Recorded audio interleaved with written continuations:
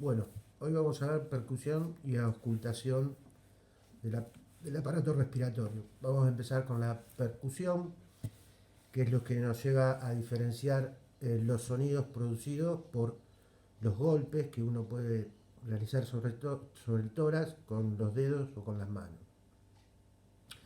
La percusión del aparato respiratorio debe ser fuerte, contundente. eh, Se dice que logra explorar hasta 4 o 5 centímetros de profundidad del parénquima pulmonar. La percusión la podemos hacer en forma directa con uno o dos dedos semiflexionados y percutiendo directamente sobre el tórax con las yemas de dedos. Esto generalmente se puede utilizar para las clavículas, el esternón y la columna. Y después tenemos la forma indirecta, que es la dígito digital, con un dedo plexímetro y un dedo percutor. O sea que lo vamos a hacer con ambas manos y tiene más precisión que la directa. El dedo plexímetro puede ser el índice o el medio izquierdo, si el médico es diestro, que va a ser el que apoya sobre el tórax. Y el dedo percutor puede ser el índice o el medio derecho, que va a estar semiflexionado y es el que va a producir el golpe sobre el otro dedo. Acuérdense que el eje de giro va a estar en la muñeca, que es la que se va a mover, no en el dedo, sino en la muñeca. Y va a percutir sobre la articulación interfarángica distal del dedo índice o medio izquierdo. Y se van a dar de 2 a 3 golpes por área. ¿Qué tipo de sonido vamos a escuchar cuando percutimos el tórax? Bueno, vamos a escuchar la sonoridad pulmonar, que es grave, intensa y se escucha perfectamente en la zona infraclavicular y infraescapular. Podemos percutir una zona mate, que es más aguda, breve, no tan intensa como la sonoridad, y lo vamos a percutir en la región hepática. Ahora vamos a ver dónde es. Puede ser submate, que es en la zona de transición entre el pulmón y el hígado, de apenas 1 o 2 centímetros. Y es intermedio el sonido entre la sonoridad y la matidez. Puede ser hipersonoro, que es más intenso, más grave. Este generalmente es patológico y se ve, por ejemplo, en el neumotórax, donde está colapsado el pulmón con presencia de aire entre las dos hojas pleurales. O puede ser timpánico, como se percute en el espacio de Traube, en el hipocondrio izquierdo, que es debido a la cámara gástrica. Bien, ¿cuál es la técnica para percutir al paciente? El paciente puede estar sentado, que sería lo ideal, o puede estar acostado. Eso es para la percusión de la cara posterior y anterior. Y en la lateral le hacemos elevar el brazo por encima de la cabeza para poder percutirla. Y vamos a hacer una percusión fuerte. A veces también podemos hacer cambio de decúbito del paciente cuando tenemos una matidez y queremos saber si es líquido. Al cambiarlo de posición, la línea de matidez del líquido también va a cambiar. Para la cara posterior, entonces el médico se coloca detrás del paciente, se percute desde arriba y se va descendiendo por la zona paravertebral, el tubo medio clavicular y axilar posterior. A nivel de la décima dorsal vamos a encontrar ya la matidez, que es donde termina el parénquima pulmonar. Lo que hacemos es hacer inspirar en forma profunda al paciente y que aguante el aire y aguante la inspiración, y volvemos a percutir, y eso nos va a dar la motilidad diafragmática o la excursión de las bases, que normalmente es de 3 a 6 centímetros. También podemos percutir la columna.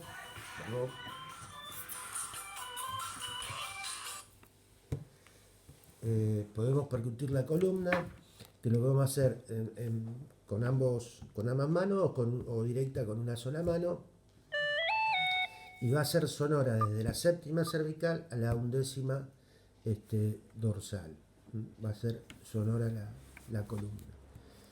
Después también vamos a percutir los vértices, los colocamos detrás del paciente,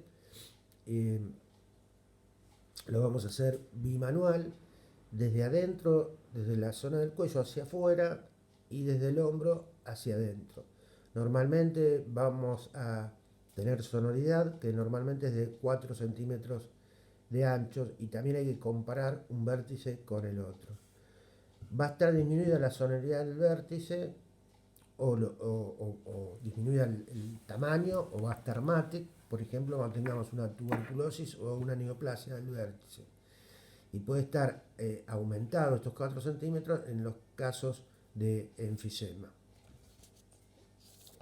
Bien, para percutir la región anterior, el paciente puede estar sentado o también lo podemos hacer en forma acostado. Si está sentado, el médico va a estar por delante.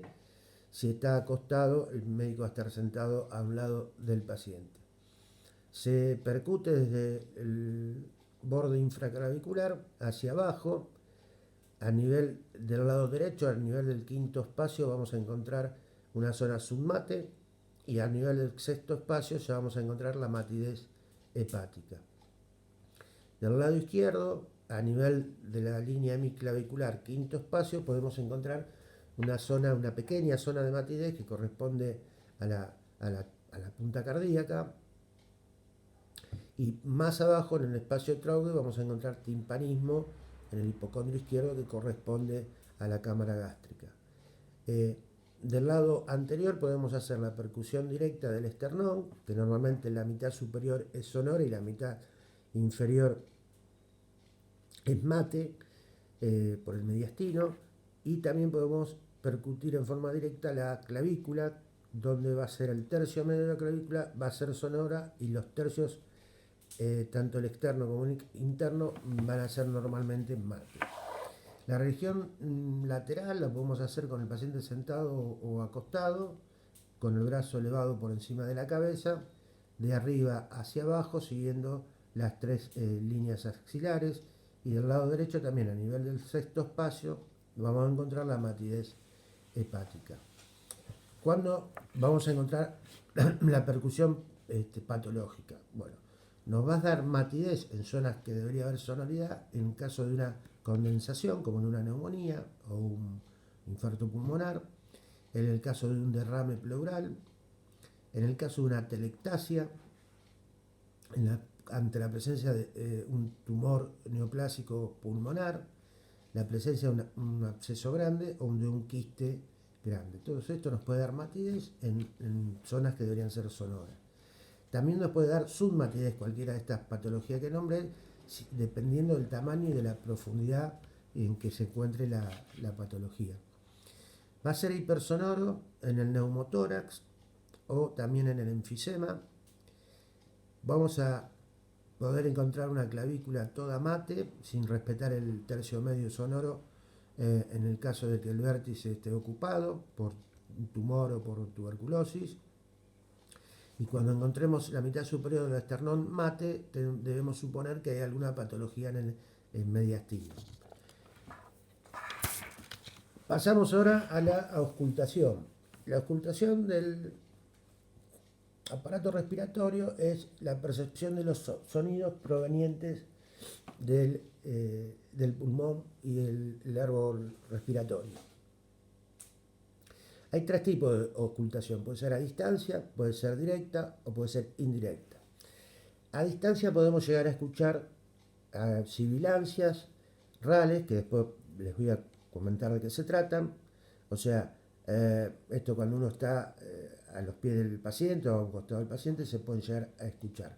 También el cornaje, que es un sonido grave inspiratorio que se debe a una obstrucción o estenosis de la laringe o tráquea, que puede ser por un bocio que comprime esta zona, un agrandamiento de la tiroides, o puede ser por un cuerpo extraño. Es un sonido, como les decía, inspiratorio y bien grave. También podemos escuchar el ronquido, que a veces es tipo en serrucho que se ve en la apnea del sueño cuando el paciente está durmiendo. La, la auscultación directa es directamente apoyando el oído sobre el tórax, que muchas veces se hace con un paño o una toalla. Y tercero, que es lo más utilizado, que es la indirecta, que es con la ayuda del estetoscopio. La técnica puede ser que el paciente esté sentado, acostado o en decúbito lateral. Muchas veces, depende de la condición del paciente, podemos necesitar de un ayudante que lo mantenga sentado para ocultar la cara posterior. Depende de que el paciente colabore o no. Si colabora, le tenemos que decir que trate de respirar por la boca, con la boca entreabierta, sin producir ruidos, con una respiración normal, y en algún momento podemos hacer que la profundice. Y vamos a ocultar la cara posterior, también vamos a ocultar la anterior y las laterales, y muchas veces haciéndolo en forma comparativa. Lo ideal es, muchas veces, si el paciente colabora, también que respire profundo. A veces también lo hacemos toser para que movilice secreciones y las subire y podamos distinguir mejor los sonidos que necesitamos ver. Bien, ¿cuáles son la auscultación normal del aparato respiratorio? Bueno, podemos encontrar tres tipos de sonido: la respiración brónquica, el murmullo vesicular y la respiración bronco-vesicular. La respiración brónquica lo vamos a escuchar más que nada en la cara anterior, a nivel de la laringe y la tráquea. Es el pasaje del aire por la parte gruesa de la vía respiratoria. Es soplante, áspero, es intenso y se escucha en ambos tiempos, en inspiración y en expiración.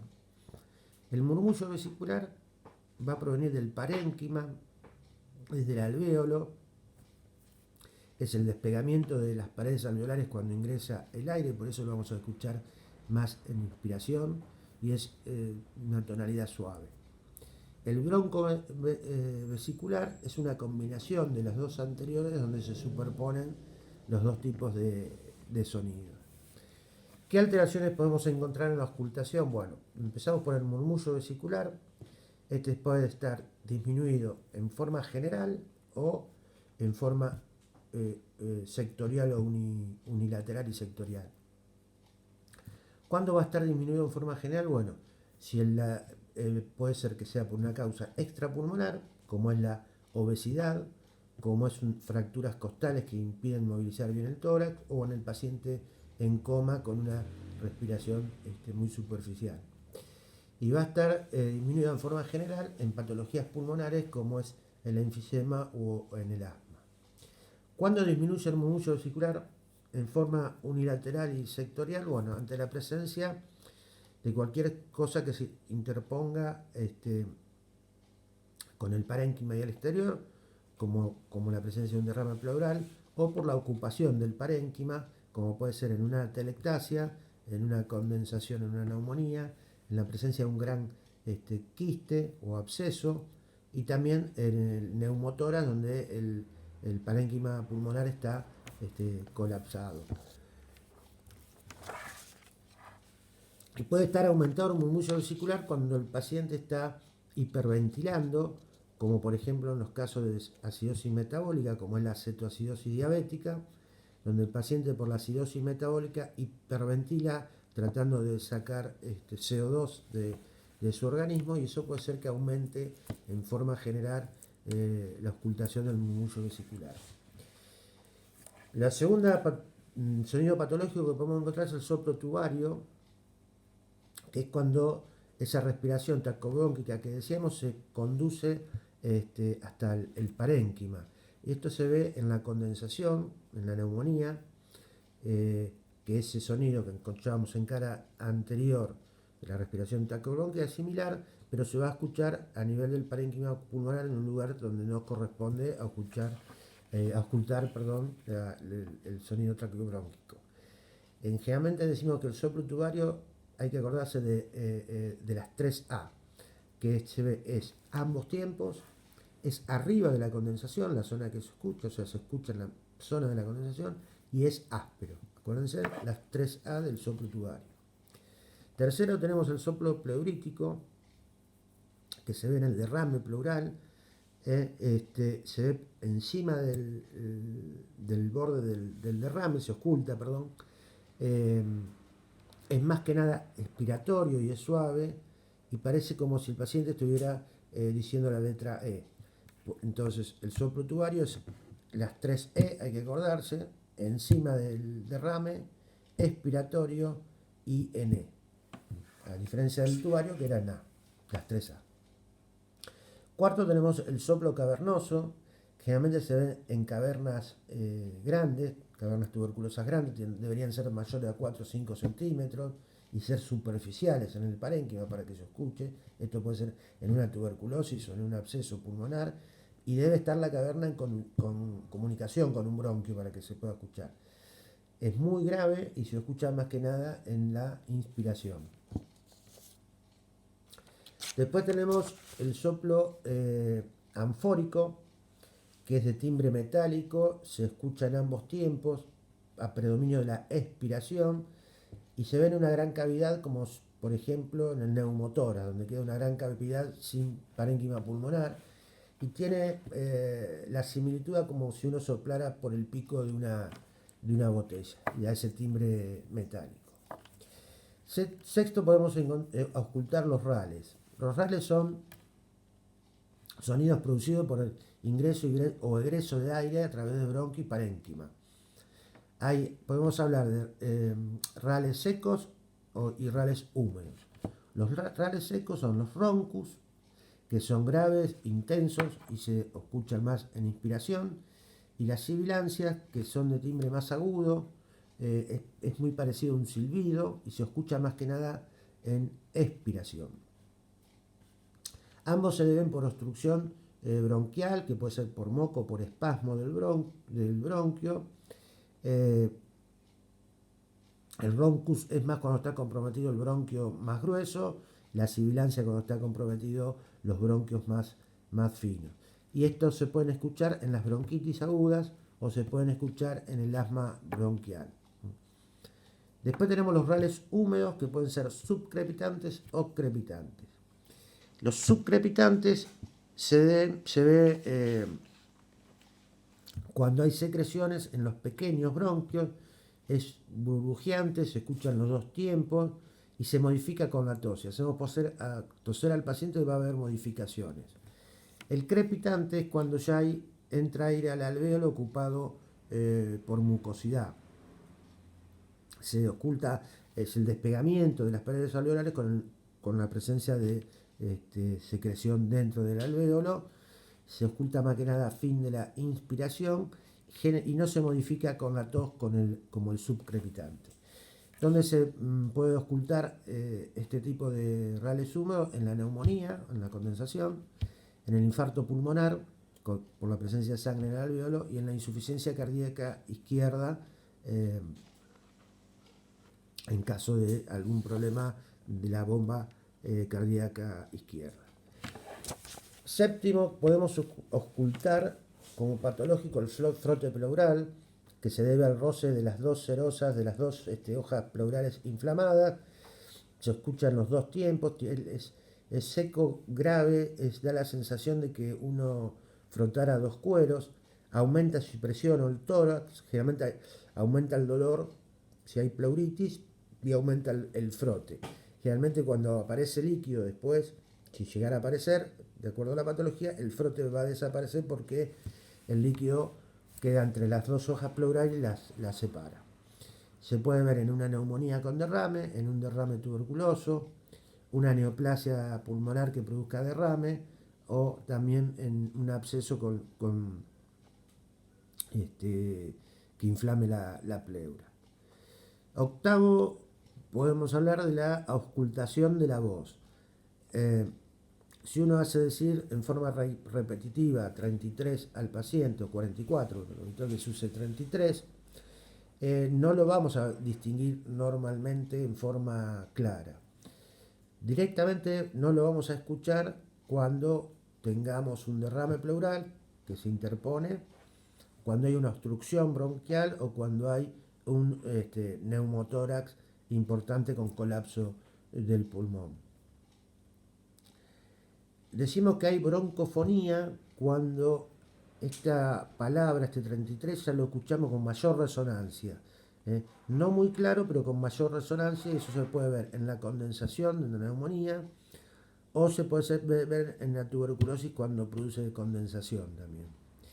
Después podemos hablar de la pectoriloquia, que es igual a la broncofonía, pero va a aumentar la resonancia de la voz, pero acá lo vamos a escuchar en forma más nítida.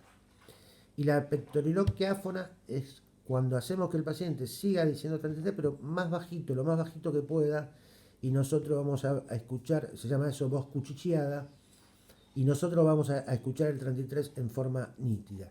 Todo esto generalmente es en la condensación donde se observa. Bueno, hasta acá llegamos con este tema de percusión y ocultación.